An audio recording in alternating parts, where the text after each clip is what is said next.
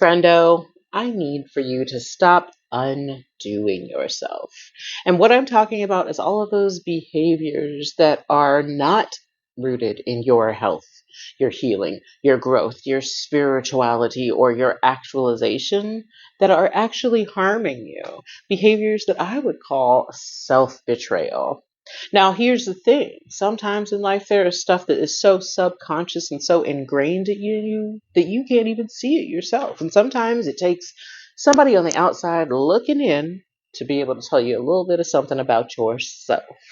And so that's what we gonna do. Come on in, sit a spell. Let Auntie tell you about the 12th house and the reasons you might be undoing yourself.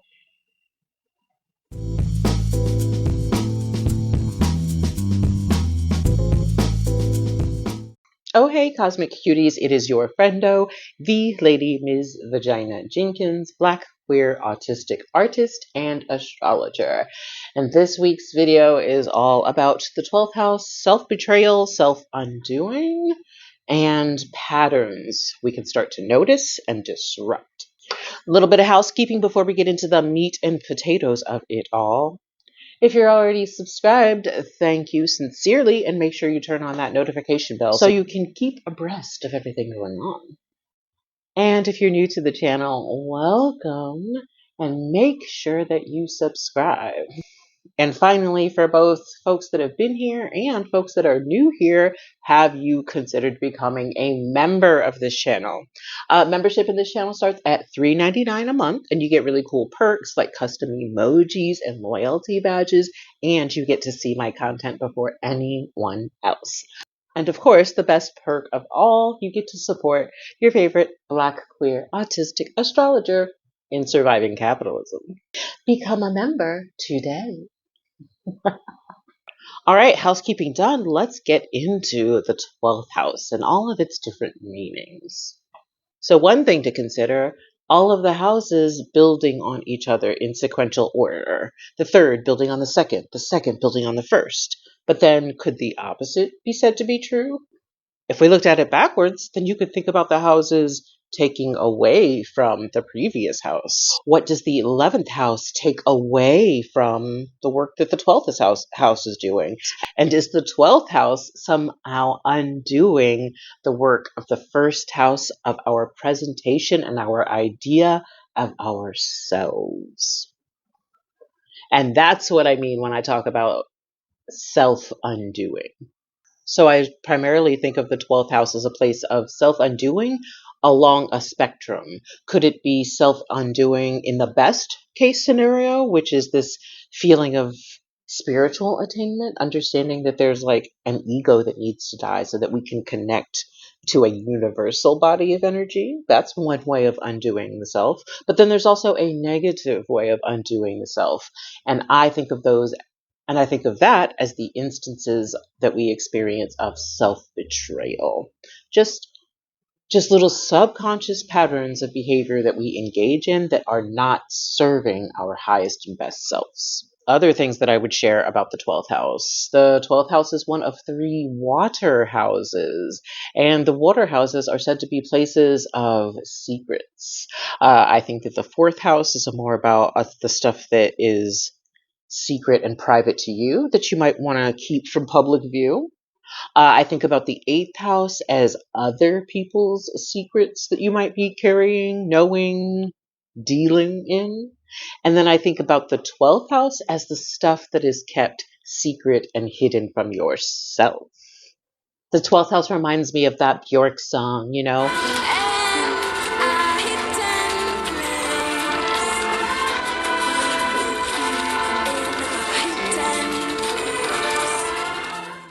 This is both the stuff that is subconscious to us, but also places that are considered behind the scenes. The 12th house is also very much associated with the sign of Pisces in that, yes, it's this experience of understanding universal metaphysical energy, but also it's a place of having to step away from the world. And there can be versions of that that are like positive, like isolation or seclusion, and versions of that can be negative, like incarceration, right? And not choosing the isolation. But yeah, what is it to step away from society, from the world that you know, in order to attain some version of connection and spiritual enlightenment? And the last thing I'll say about the 12th house is that I think that it is crucial to healing, not only because of the subconscious and hidden nature of the 12th house, but because of its association with the first house. If we are undoing the work of the first house by being in the 12th house, then what can we do to shore up the 12th house so that it strengthens the work of the first house, which is the work of the self? And this is the healing journey stuff that I'm talking about. And again, the same sort of idea. What does it mean to step away from the world, if not physically, then at least mentally, to be able to gain clarity that allows you to engage in the real work of healing? Like specifically when I'm looking at a client's chart and they're talking about healing work, I am looking at the 12th house and I am looking at their Chiron placement. Chiron is a fixed star that is devoted to our lifetime journey of both wounding and healing that wound. Ooh, speaking of which, a bit more housekeeping. I am starting a Discord server dedicated entirely to Chiron healing. There's no cost to join or anything like that. It's basically just me creating a dedicated space for you to do the work, but to be held in accountability around your healing practices. So if you have been working with Chiron or you have been working towards healing and whatever that looks like for you, please reach out, comment below, send me an email at contact@vaginajenkins.com. DM me, just depending on what platform you see this video on. But yes, I am absolutely interested in providing a container and creating a space for folks to have accountability to do the work that y'all have been doing around your personal healing journey. We'll be doing a discussion board. We'll be doing co-working and body doubling sessions. And there's also an opportunity to calendar one's goals and your work plan and steps to get to those goals. Anyway, I hope that you come through. I am creating this container. I know that folks are already doing the work, and I wonder if creating the container would be of support for folks that are doing that work. Okay, so that being said, yes, 12th house, Chiron, healing. Now let's break it down a little further. So this is the place where I would normally go, oh, okay, let's break it down by sign, but I don't want to do that. Astrologers typically do that because they want y'all to understand things as a sort of system of biggest unit to smallest unit. We look at the house first, understand what the house is all about. Then we look at the sign on the house. Oh, how do I do that particular area of life?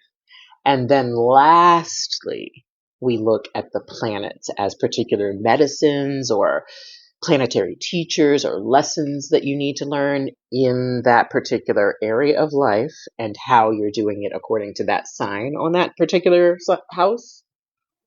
So that's how you're supposed to do things. But today we're going to deviate a little bit from that and look specifically at the planets in the 12th house.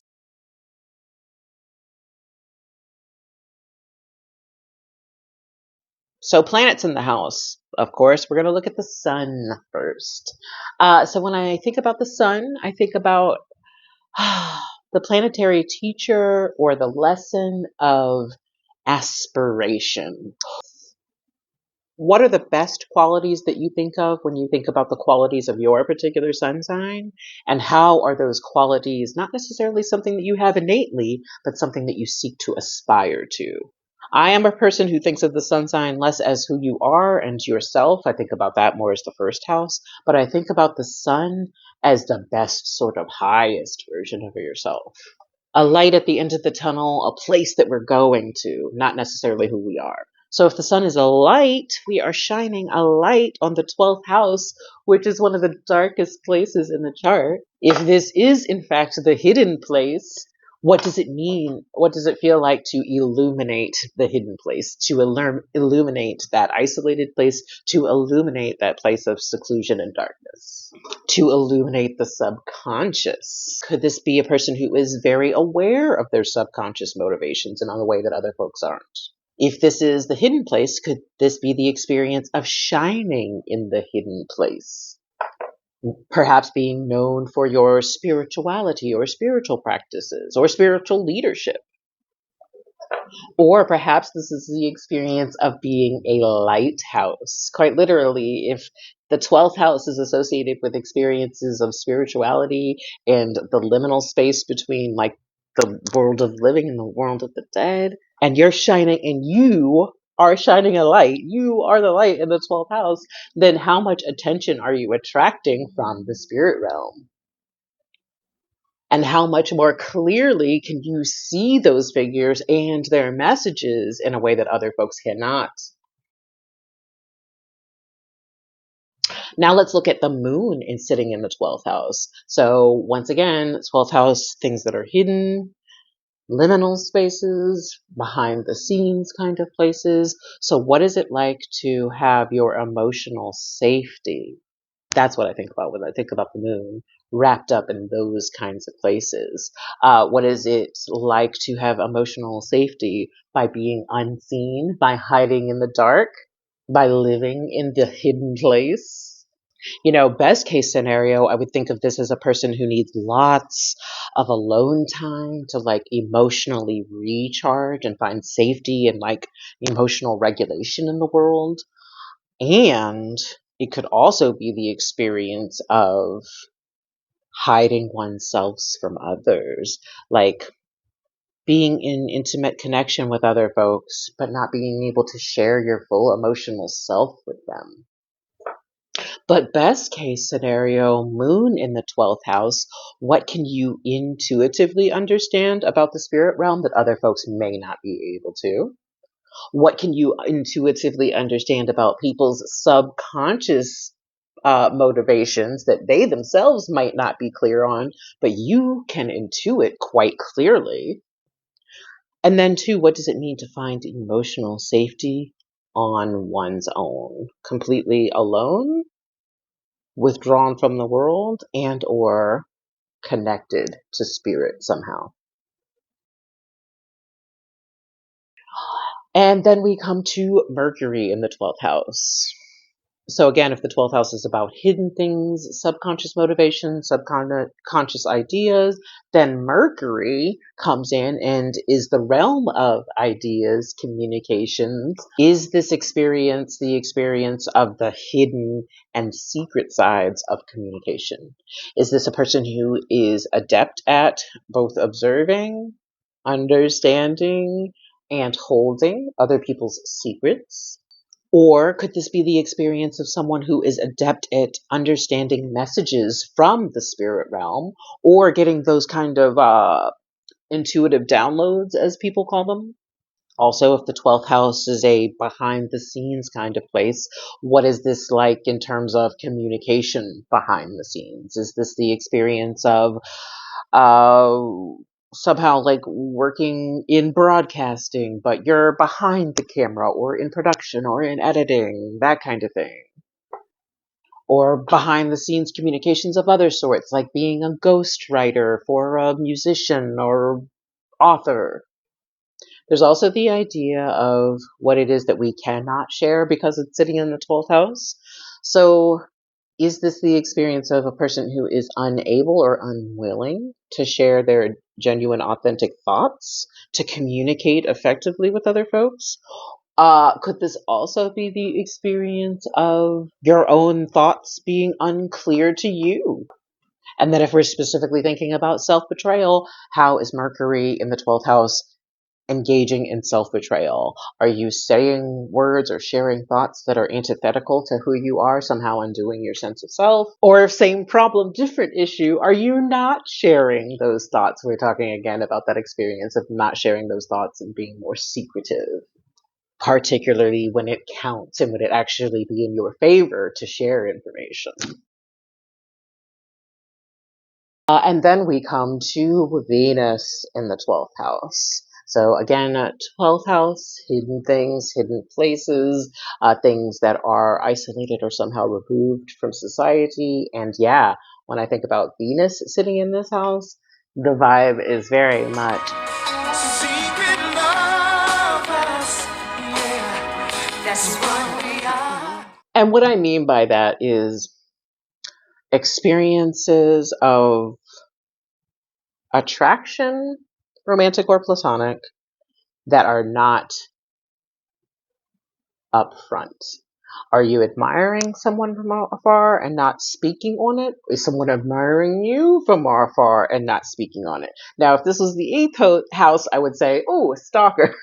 But in the 12th house, I think more about subconscious experiences of like self-betrayal and behaving in ways that are not the best versions of ourselves.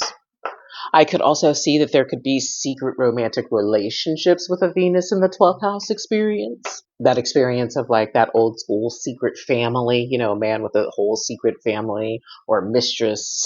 But it also could just simply be that experience of people that are just like, no, this is a private thing to me. I don't want to share it. Typically because you know the relationship is not in your best interest in terms of like your long-term health and healing. But that's a whole other story, and I am not judging you, friend. This could also be the experience of his hidden artistic talent, like hidden creativity that you feel uncomfortable sharing with others for some reason, but usually that reason, again, because it's in the 12th house, is rooted in some sort of betrayal of the self. So again, challenging you to share what it is that you value. Speaking of values, perhaps this could be the experience of hidden values. Because how can people respect your values if you won't share them? You know, because Venus is also so much associated with connecting to other people. I wonder about the experience of an inability to be in solitude and a constant drive to connect with others at one's own detriment because of the 12th house nature of self-betrayal. And then we come to Mars sitting in the 12th house. Is this secret beef? And what I mean by that is the fact that Mars is so often about healthy expressions of like righteous rage and doing conflict. These are necessary things, expressions of anger and rage that allow us to like purge our systems. And so with Mars in a 12th house, how is this person's comfort level with those kinds of Martian emotions and experiences? And if you find discomfort in those Martian experiences, how is that discomfort something that could be healed, worked on, worked with in some way to support your healing and your own self-actualization? Mars is also a lot about the things that motivate us, that keep us excited and on the path to pursuing our goals, whatever those things are. So if Mars is sitting in the 12th house, do you feel secretive about those particular things? What drives you? What keeps you motivated and on the path to whatever it is that you want to succeed at? If we're talking about the 12th house being the house of self-betrayal and Mars is sitting in the 12th house, are there issues with anger and rage that are not rooted in your healing and self-actualization? And the last thing I'll say about Mars in 12th house, I wonder if a best case scenario expression of Mars in the 12th house could be having that drive and passion to connect to spirit realm, to do the work of connecting to spirituality and spirit. Is this a person who's really excited about that kind of work? And then we come to my favorite planet of Jupiter. And Jupiter wants to expand. And when it's in the 12th house, I wonder about experiences of being able to expand by seclusion, by pulling yourself away from society, by making some alone time or isolation time or whatever words you use for it, in order to be able to expand one's consciousness, to really get into the why of it all. Now, I know this might not resonate because I think that everybody needs to have a bit of alone time, but with Jupiter in the 12th house, I'm thinking more so than most people. Like it feels like the healing of their soul in order to create this space and maintain this space. Reminder about Saturn's association with the 12th house and creating these kinds of spaces.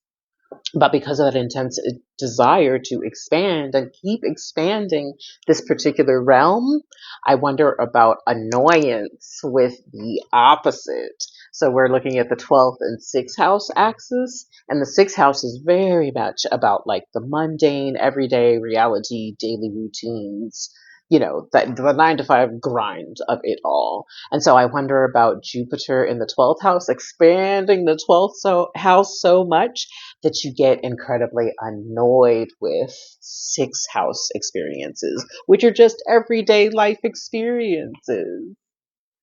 It's giving very much like, oh, I want to meditate, but I have to eat. Oh, I want to meditate, but oh, I have to pay a bill. I'll also say that because the 12th house is so much associated with the spirit realm and expressions of and connection to spirit, I wonder about Jupiter in the 12th house expanding even that connection. So a life that is much more focused on the spirit realm and somehow being able to connect to those voices from the spirit realm as part of understanding your why of the world. I don't think I said this earlier, but you know how each one of the houses has some sort of meanings, keywords associated with it? Sometimes some astrologers, and I don't agree with it, will also associate signs with the houses. So Aries coming first house, second being Taurus, second house, that kind of thing. If we go by that, though, then the 12th house could be associated with Pisces, which is interesting to think about Jupiter being there because Jupiter is associated with Pisces. Jupiter is one of Pisces' 2 rulers. Pisces energy is here to expand the mind and connect to a greater consciousness. Jupiter, Neptunian tasks. So does the 12th house have some of that vibe? And then if it does have some of that vibe, then does Jupiter find a measure of greater success when it's put here in the 12th house? And next up, we have Uranus sitting in the 12th house, which is my placement. One particular interpretation of our Uranus sitting in the 12th house of the hidden places is hiding one's queerness. And what I mean by that is how Uranus is associated with radicalizing things, revolutionizing things, innovating on things, queering on things, using technology to improve society as a whole. Like those kinds of energies are what Uranus is bringing to the table. So if we find Uranus in the 12th house, is the experience of hiding one's queerness or one's queerness somehow being hidden, one's revolutionary and radical nature somehow being hidden. And because I have this placement, of course, I feel the need to like explain further, right? I am one of the queerest, leftist, most radical ass fucking people that you can know. And also, I am not going to waste my time explaining my politics and my queerness to people who are committed to misunderstanding me. And as a Black, queer, non-man, autistic person in the world, that is quite a few different populations of people. But in order to survive, all of that is hidden. All of that is hidden in the way that I am an autistic person who masks. It's hidden in the way that I am a Black person with a double consciousness who is often code switching. And that queerness is certainly hidden when it's time for me to navigate capitalism to secure resources for my survival.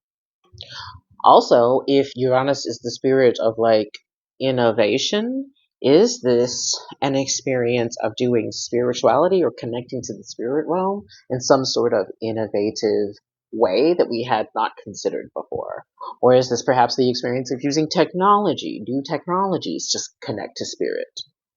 Or to facilitate other folks' connection to spirit and spirituality? And lastly, I'll say that Uranus is also the experience of things happening out of nowhere. And if Uranus is sitting in the 12th house, is this the experience of intuitive downloads out of nowhere, spiritual messages out of nowhere, connections to particular spirits or entities out of nowhere? Oh, personally, between you, me, and Jeebus, it's really hard to trust your intuition when it is inconsistent. Oh, Uranus is a gift, but it's not Saturn. Then we come to Neptune sitting in the 12th house. So reminder, we just talked about Pisces association with the 12th house when we talked about Jupiter. Neptune is also one of Pisces' rulers. So both Jupiter and Neptune having an association with Pisces, and then the 12th house having an association with Pisces. Neptune in the 12th house feels very Piscean in and of itself, despite whatever sign you have on the 12th house. And this almost feels like you're getting a double dose of dreamy, ethereal, liminal 12th house energy by having Neptune in the 12th house. Neptune is the dream space. It is the ancestral space. It is the ways in which we can connect to universal sort of metaphysical consciousness. And that feels like connecting to something greater than ourselves. And it can result in experiences of like spirituality and nirvana, but it also can result in experiences of like artistic flow state. Speaking of the flow state part of it, yeah, Neptune, no boundaries. No boundaries whatsoever. No boundaries whatsoever. Neptune hates boundaries because it understands that we are connected to a universal body of energy. So what are boundaries even for? Lose yourself in favor of the whole. And that's the issue with Neptune in the 12th house. If we're talking about experiences of self-betrayal that we need to heal from, Neptune in the 12th house could definitely be the experiences of self-betrayal because you don't have boundaries or that ego integrity. How is who you are shaped by outside influence? How is the shape of what you are a porous thing subject to osmosis? Neptune in the 12th house can be a gift of having no boundaries so that spirit and connection to the spirit realm is so much easier. But when we live in the real world with our first house bodies and first house experiences of putting ourselves into the real world, we need boundaries. Boundaries so that we know who we are versus who others are, so that we don't lose ourselves. That, I feel like, is the biggest deal with Neptune sitting in the 12th house. The potential to lose oneself as a form of self-betrayal. Now let's look at Saturn sitting in the 12th house.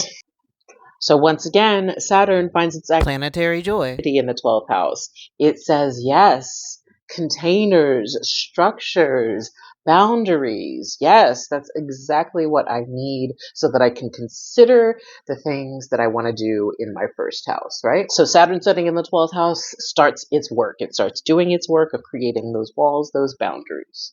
But because it finds its dignity in the 12th house, it does those walls and boundaries a little bit too well. And then what you can experience is an experience of seclusion. Yes, everyone needs to take that moment for alone time, but what is the difference between building a container for alone time versus building walls that keep folks out? So Saturn in the 12th house, folks, how are your boundaries keeping you alienated from the world around you? Is there a way to have energetic boundaries and also connection? I will say, though, that a gift of Saturn in the 12th house could be having boundaries, routines, goals around one's spirituality and being able to commit to that and show up for the work of spirituality in a daily basis. So quite literally, this could be the experience of people who work in spiritual industries are monks, priests, priestesses, religious scholars, or religious researchers. Any work that combines understanding spirituality and creating boundaries, containers, goals, that's going to be the most successful for the nexus of Saturn in the 12th house. I'm all out of order. I think I only have Pluto left. If I've missed a planet, let me know, and I apologize in advance. And finally, Pluto, the depths, the hidden depths, because 12th house hidden places, Pluto, the deep places. Sure, the hidden depths, which makes sense when you think about how self-betrayal, having Pluto in the 12th house, could very much be the experience of not sharing one's depths. Also, if we're thinking about self-betrayal and self-undoing, is this experience the experience of getting sucked into the depths?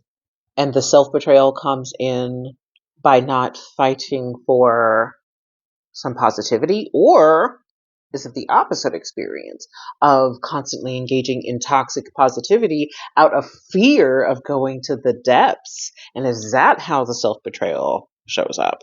I'm more inclined to think about it through the lens of the latter, but you let me know, 12th house Pluto. Mainly, I'm thinking about self-undoing by staying in the depths. There's something about Scorpio that is meant to dig into the depths and the shadows and the muck, but you're also meant to transform it. And sometimes I will see with Plutonian folks the lack of the second part, the transformation. When I think about Pluto, I also think of power dynamics. And with a Pluto sitting in the 12th house, is this experience somehow rooted in self-betrayal because of feeling a lack of power in the world? Or I guess it could also be a spectrum, self-betrayal by asserting too much power and control in the world. And lastly, with Pluto in the 12th house, I wonder very much about the experience of transformation through solitude. And I wonder about this experience of folks feeling as if they need to pull away, especially when they're undergoing something particularly deep or heavy. This could be the toxic positivity playing out, but it also could just be an innate desire to sort of, like a wounded cat, to kind of hide your energy or your injury, pull away, to heal, transmogrify, transform, and then coming back into the fold. Okay, y'all, I think that is all the planets in the 12th house, but also let me know if I've forgotten one. Also, let me know how I did. Do you have any planets in the 12th house? Did you feel like I clocked you? What did I miss about your 12th house planetary experience? Let me know in the comments below.